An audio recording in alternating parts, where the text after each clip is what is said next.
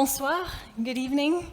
It's a real pleasure to be here with all of you today and talk to you about one of my favorite topics, which is psychological safety.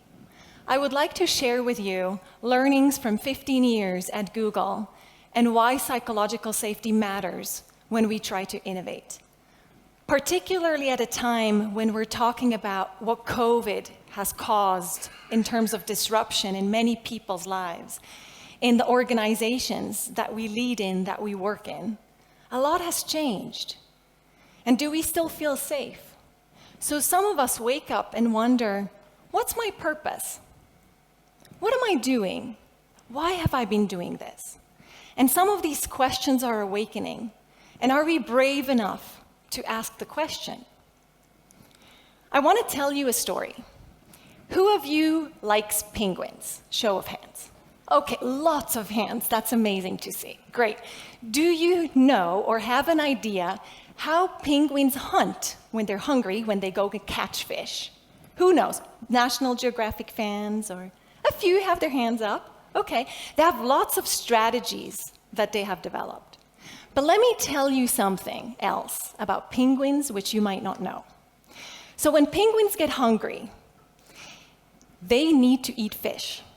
And so typically they're either on some kind of an iceberg or an island. They waddle to the edge of the iceberg or the island. And now they don't want to jump in, because if they jump in, there could be like a whale or like a leopard seal or something that will eat them. So what happens is more penguins start pushing from behind. It's like more penguins pushing, and it gets really tight, and you've probably seen this. And what happens is it gets tighter and tighter and tighter and tighter, and one falls in. And then everyone stops, like, okay, don't move. So no one's moving, and they're watching. What are they looking for? They're looking to see, will this penguin emerge? Very simple feedback. Because if it doesn't, probably not going to emerge at all. It gets eaten. So if it emerges, it means it's safe. And if it's safe, we can all go in, we can go and catch fish. Safe environment. Now, let's think, what do we humans do in the workplace? Imagine we're penguins. We push each other, right? Similar to penguins, we push each other. It gets tighter. Sometimes we push someone in. It wasn't me. Maybe it was someone else. I don't know who it was, but it wasn't me. If that penguin, human, doesn't get eaten, it's like, I pushed you in. All you needed was some courage. I gave you a shove, right? We take the credit for it. We do, because we wanted to help. But if the penguin, human, gets eaten, wasn't me. So what we do in the workplace is when we fail, when something happens not according to our plan, we take a rug, we shove it under the rug, we close it nicely, we step on it, we pretend nothing ever happened. Because what happens if we share that we failed? I probably won't get promoted. I probably won't get a higher bonus.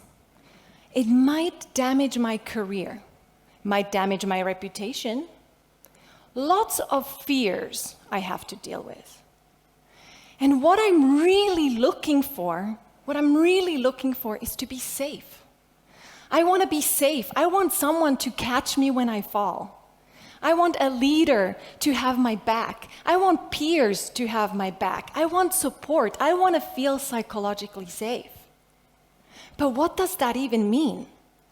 Psychological safety means I feel safe to speak up.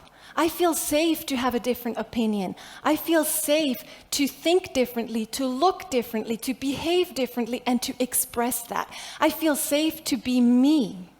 I feel safe to be connected with who I am as a human being. And I can express that, and I'm not being judged for who I am. Psychological safety is definitely not a place where I am afraid, a danger zone. That is a place I'm afraid of. It is also not a place where I get stuck and I can never move. Some people think psychological safety is a place where we feel comfortable, we are happy with each other, all is good. That place is comfortable. It's called the comfort zone. And we get nowhere in that comfort zone. We stay comfortable. That's what it is. What psychological safety is when you have someone who cares about you and has the courage to tell you what you can do better. They're able to challenge you. That means they feel safe to tell you because you will not judge them for having told you, and they will not judge you for whatever it is they're sharing with you. And that is a very beautiful thing to have. And there's this paradox that Brené Brown has shared, which is vulnerability is the first thing I'm looking for in you, and it's the last thing I'm willing to show you. Because in you it is courage, and in me, it's a weakness. And with that, how do we feel psychologically safe? So, authenticity is a very important part. If we can't be authentic, we can't be ourselves. We will just execute what we are told, what we need to do. If we don't feel safe, we will probably always be on the lookout. We will all be a bit careful and be very strategic about which risks I'm going to take. I'm not going to risk too much because I don't want to risk my promotion, my career, etc. So I'll just do what's asked of me. As a leader, if we want our people to take risks, to innovate, to try something new, we got to give them something. And that's called psychological safety. Because when we feel safe, we can lead with curiosity. Each one of us, each one of you.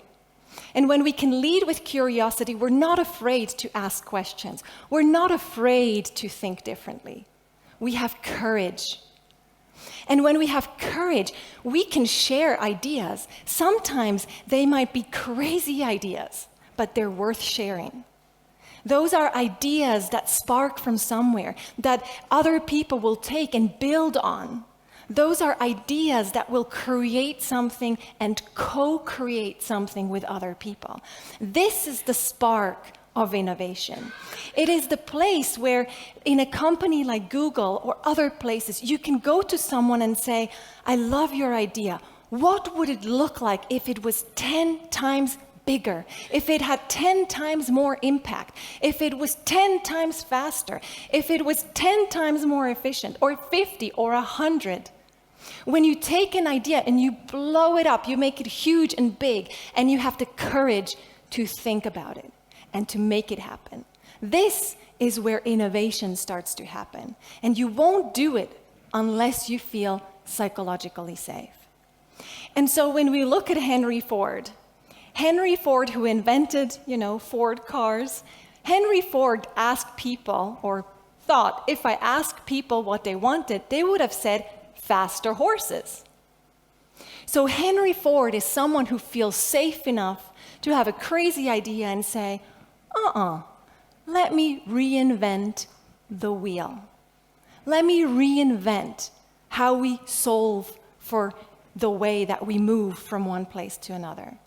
And this is where innovation starts. When you are not bothering about being judged for not adding more horses, but for coming up with a new idea. And so when we feel psychologically safe, we can lead with curiosity. We can show our courage. We can come up with new ideas. We can co-create, build on each other. We can create sparks and start something new. And that is the birthplace of innovation. Thank you very much.